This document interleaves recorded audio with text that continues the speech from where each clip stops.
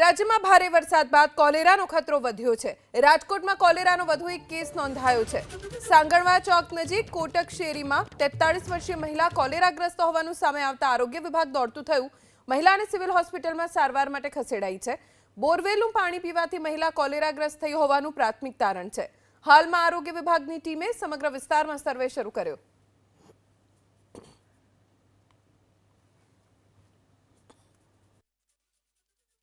કોટક શેરી 2 માં મારુતિ એપાર્ટમેન્ટની અંદર ત્રીજા માળે રહેતા બેનમાં અત્યારે 43 વર્ષના એક બેન છે, એમને કોલેરા પોઝિટિવ આવેલું છે।